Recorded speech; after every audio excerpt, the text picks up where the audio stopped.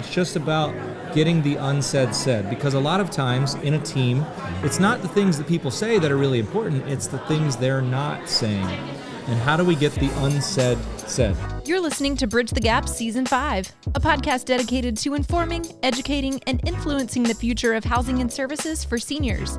Powered by sponsors AccuShield, Connected Living, Hamilton Captel, Inquire, One Day, LTC REIT, It's Never Too Late, Meridian Capital Group, Solinity, The Bridge Group Construction, and produced by Solinity Marketing. Welcome to Bridge the Gap Podcast, this senior living podcast with Josh and Lucas. We are here in sunny Orlando, Florida at the FSLA conference. It's an exciting time, and we have an incredible guest on, the keynote speaker for this morning. We want to welcome Max Major to the program. Hello. Hello, everybody out there. Hey. Good morning. Well, so Max, a fascinating background for you. You're a world-renowned mentalist. You were also a competitor on America's Got Talent and the world's fastest hypnotist, which is frankly terrifying to me. Please. That's okay. And that's it. So, no.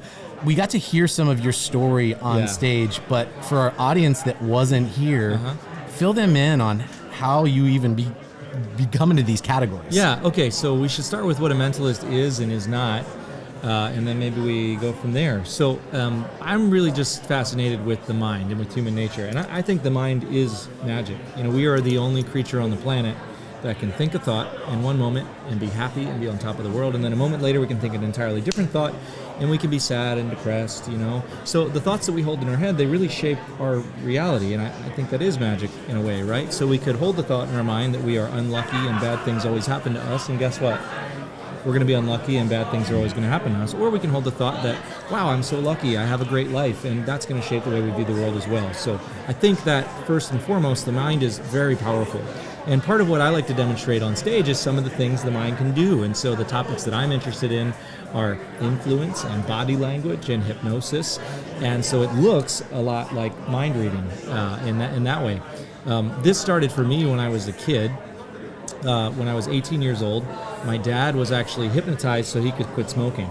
And I was fascinated by this, you know, like he was always trying to quit, nothing ever worked, you know, cold turkey, the patch, the gum, whatever it is. And one day after work, he didn't tell us, he just went to see a hypnotherapist.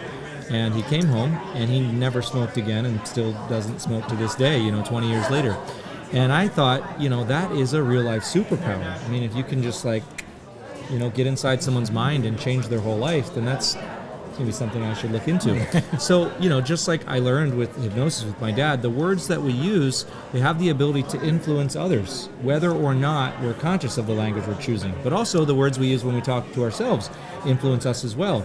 And the thing about the mind is it doesn't really discriminate between like where ideas come from, whether it's your own thought or an idea that someone else gave to you, whether it's something you heard when you were a kid that stuck with you, that's echoed in your mind for 20 years, or something that a coworker said. So being aware of the thoughts that we're having, but also where they come from, I think is a really important lesson for everybody, because as we learned with my father and as we learned with people on stage today, our words can literally shape the choices that other people make. Well, Max, so you had this moment, you shared a little bit about your dad's experience that obviously had huge influence on you. Can you tell us a little bit about the journey from that point? I mean, you've had tons of success. You've been on TV. My kids, by the way, are going to geek out because they watch America's Got Talent all the time. But tell us about the journey. Yeah, so that was a big turning point for me when I was 18. After high school, I started performing everywhere, conferences, conventions, you know, but it wasn't glamorous, right? It was used car lots and birthday parties and weddings, anything you can think of, I performed at.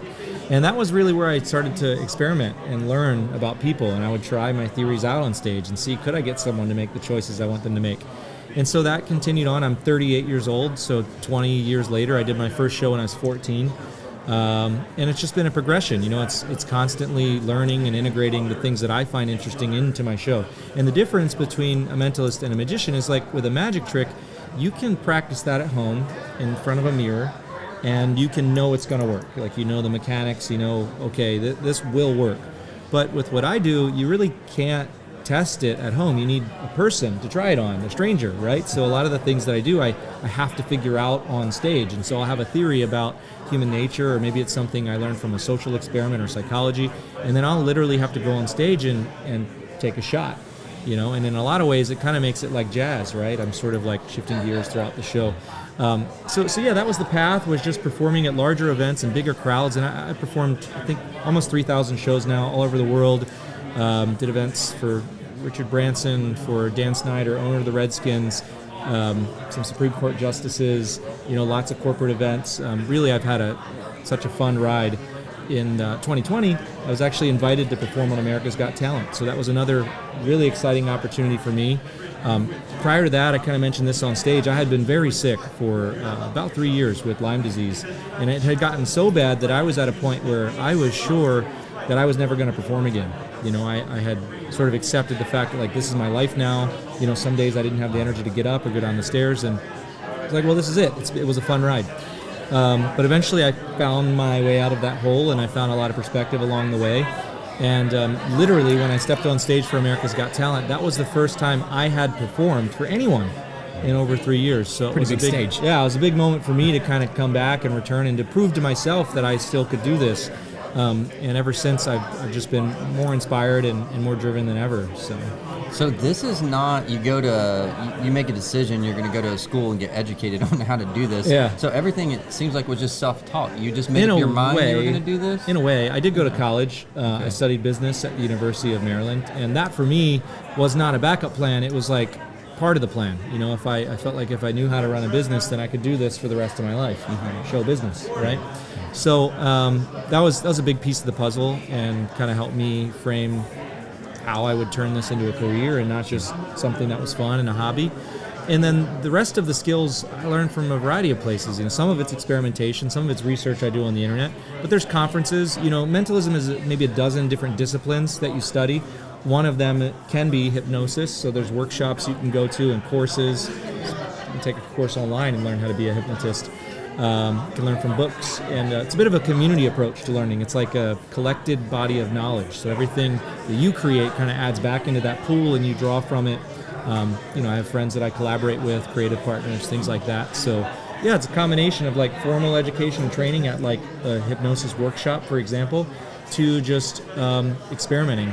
I live in Las Vegas, so you can go out on the street any day of the week, any time of day, and there are focus groups, victims everywhere you look. It's like a human petri dish in Las Vegas, and so I can try things out on the street and on strangers, and I put a lot of that content on my Instagram, and it's really fun to just try some of those things for the first time out on the street, and then I go, okay, if it works on a stranger, then it'll work on stage for 3,000 people or whatever it is. Well, what you're doing is really complicated, and you mentioned like show business. You never know like who's going to stab you in the back. Like it's very complicated. I imagine it's a bit of a roller coaster. It's kind of a grind. The 2 years that we've all come out of, the senior living industry, number one, is very complicated. We're dealing with not just housing, we're dealing with dining, we're dealing with care, we're dealing with end of life.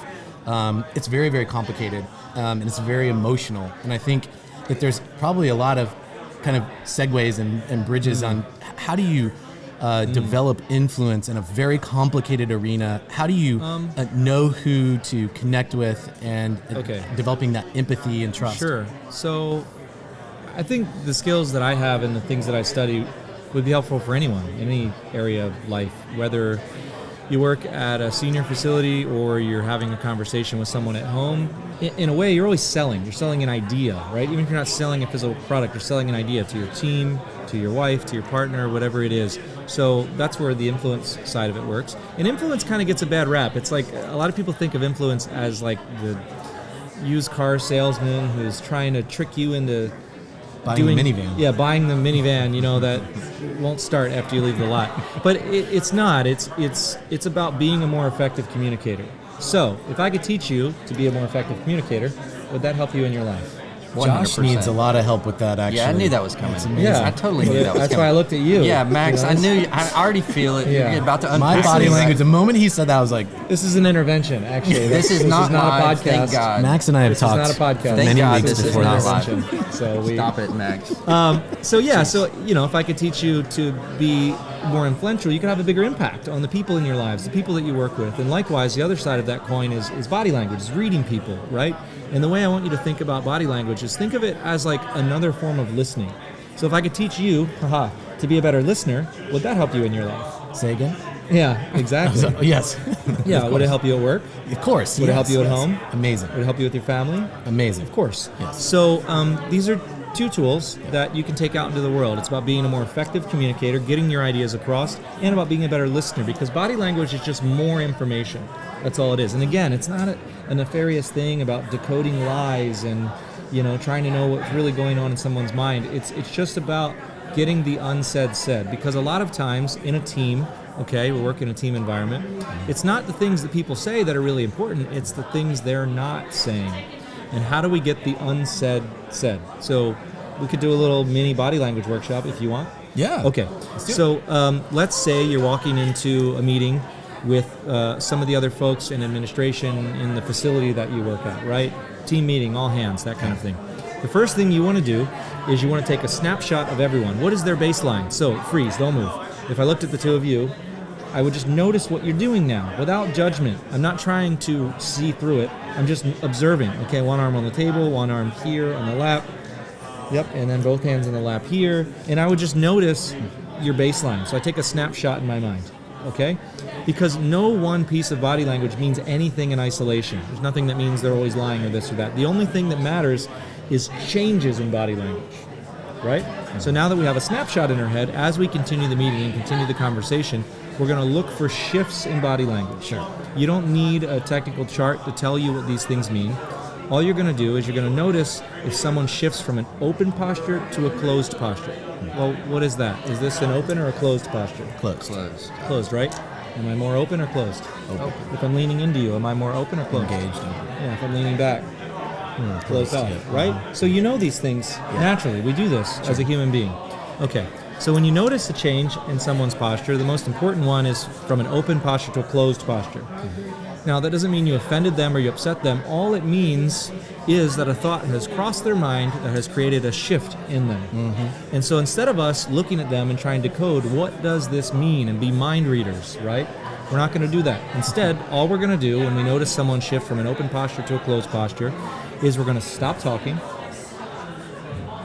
It's the hardest part. And we're just going to ask. We're going to shift the conversation to them. We're going to go, what's on your mind right now? Or what do you think of everything I said so far? Because sometimes we get so caught up in delivering the points that we want to make. We have an agenda, we have a PowerPoint, that we don't pause to notice what's happening with the group we're having, because it's a conversation, right? Sure. It's a meeting. And the problem is, if we note that in our head and we keep moving because we have an agenda, then that thought is going to leave their head and you're not going to be able to get it out of them, right? And they're going to have trouble recreating what that moment was in their mind. So if instead, let's say we're talking about, I don't know, new hours or something, right? And we notice that at that moment, one of the people in the group, they cross their arms, they lean back, and maybe they disengage a little bit. Instead of guessing what it is that they're thinking, we're just going to stop talking and we're going to say, hey, what do you think of everything I said so far? And right at that moment, you've opened a doorway to the thought that is currently in their mind, and you've given them permission to share it. Sure. And so now, instead of guessing, they're going to say, well, you know what? To be honest, I don't know if I can take on this new project because I have so much responsibility with this other thing you asked of me. You said it's due by Friday, and I don't know how I'm supposed to pull all of this off. Sure. And so would you like me to deprioritize this current project and work on this new thing, or is there someone else that could work on this, right? Sure. But if we don't take that moment to see, then we lose that thought, because again, it's about getting the unsaid said. So yeah, that's probably the best tip I can give you is when you see a shift from an open posture to something close, stop talking, look at that person, invite them into the conversation and say, hey, what's on your mind? What just crossed your mind? Or what do you think of what I've said so far? Super powerful. Pro tips from Max. That explains why you never ask what I'm thinking. Never. I did that one time. Pause. I did that one time. You did it one time. I learned messed up the hard way. So as we kind of close out the conversation, let's shift back to your very exciting career. Let's just kind of maybe fire some questions up. What's one of your favorite performances of all time, either location or act or people? I would have to say, America's Got Talent is one of the fondest memories of my life. Sure. It was so much fun. It was a roller coaster.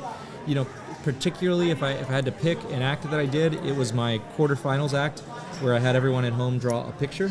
I won't spoil it any more than that, but if you wanted to look up Max Major AGT and look at my quarterfinals act, I think that was one of my favorite things I've ever created. It was very unique because it was a virtual crowd. It was like mid-government shutdowns, so there was no audience physically. So I chose to perform for hundreds of families around the world that called in over Zoom, and that was a really unique thing to do, to try to read minds through a screen rather than with a person who's physically in the room. So that was just a unique situation where I got to create something really fun. Most of the shows that involve travel, I love seeing new places, and I just did a TV show in Rome. It's like their version of America's Got Talent. Yeah. So I went to do that and perform there, and got to spend some time in Italy where I'd never been. So yeah, it's a fun part of the job, is getting to travel and see new places and meet new people and learn about new cultures. And yeah. And Simon Cowell's not an easy guy to win over. It seems like you've had some success there. Yeah, he was my greatest fan during the show. I was so lucky to have him as an ally because he was really pulling for me in the early rounds. So that's pretty awesome. My gosh. Fascinating experience. Yeah. Well, so can you tease us maybe what's next on the future for you? Is there any big announcements or anything you want to just drop here for the senior living crew? Wow. Okay, so I've been putting out short form content on my TikTok and Instagram for the last 3 years, but secretly in the background, I've just recently started working on a longer form project that's going to live on YouTube. So you heard it here first. There's a new series bi-weekly, every 2 weeks. It's going to be on my YouTube channel. You can look me up anywhere on the internet. Just type in Max Major, you'll find me. But yeah, that'll be a really fun one. Heck yeah. So we're going to connect all of the senior living world to you and all of your socials and your new YouTube that we've heard first right here. That's right. It'll be all in the show notes. You can go to btgvoice.com. We'll make sure that we connect with Max there. A fascinating conversation. And if you want him to attend one of your corporate events or a conference or an event that you're planning, he'd be delighted to have that conversation with you. We can say firsthand that it was absolutely stunning. I'm not going to give any spoilers away, but we were literally blown away by the progression of the event and specifically the end. So you won't regret talking to Max and their team. If I could leave your listeners or viewers with a little gift, if anybody wanted to go deeper down this rabbit hole, maybe I could throw a few book recommendations at you. Yes, please do. Cool. So I think the Bible for learning body language is a book called What Every Body Is Saying. It's by Joe Navarro. He was a FBI interrogator. So he really got in there. Real world. He's not a scholar. It's real world stuff. For 25 years on the job, he was decoding what was going on inside someone's head. So that's a wonderful place to start. Another foundational book, if you want to learn influence, is called Influence by Robert Cialdini. And he has a follow-up to that called Persuasion, which is a really good book, all about setting the scene for a conversation before. It's how you persuade before persuasion, how you persuade before the meeting ever starts. And that would be really helpful. How you set up the room, how's the lighting, where are you sitting, who's in what chair, how do you frame the conversation. Those are two amazing resources. And then if anyone wants to go further down the rabbit hole, if you read either of those two books and either the body language or the influence stuff speaks to you, send me a message, anywhere online, and I'd love to send you on a little journey down either of those paths. So that's a great place to start. Real world stuff you can take right into your life. That's awesome. Max Major on the Bridge the Gap Network. Thank you for your time. Safe travels back to Las Vegas. And that's another great episode of Bridge the Gap. Thanks for listening to Bridge the Gap podcast with Josh and Lucas. Connect with the BTG Network team and use your voice to influence the industry by connecting with us at btgvoice.com.